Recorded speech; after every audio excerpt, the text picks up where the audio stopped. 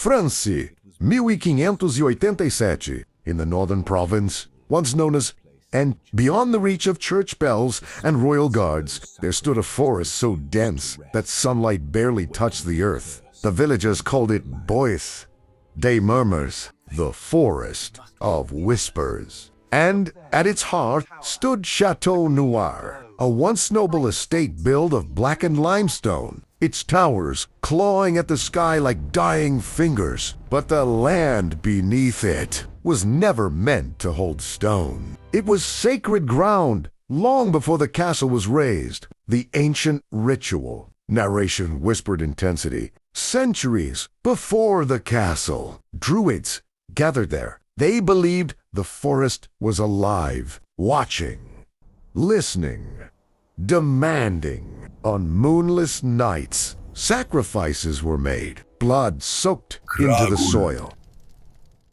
Vornat, Malgorak, Riteshka. Oaths were spoken in forgotten tongues, and something answered. When Lord Etienne de Montclair ordered the castle built in 1542, the villagers warned him. He laughed. Within a year, his wife vanished.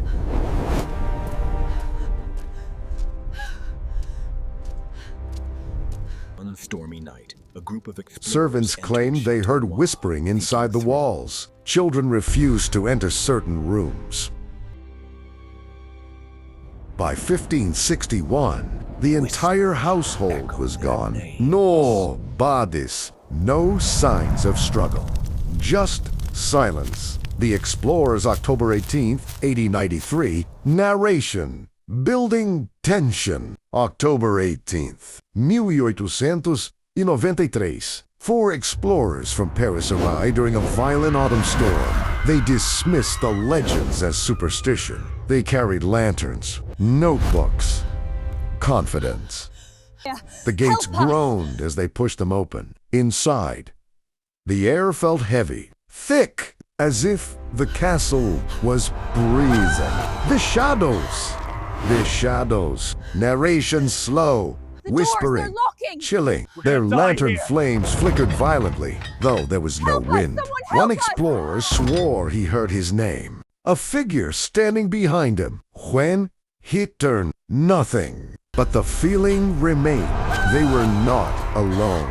The vanishing, narration intense, emotional. Just past midnight, the storm outside went silent, too silent. Then came the scream. Shotchi, sharp, cut off mid-breath. The others ran toward the sound, but the corridor had changed. Doors that were once open were now sealed. Hallways stretched longer than before. One by one, their lights went out.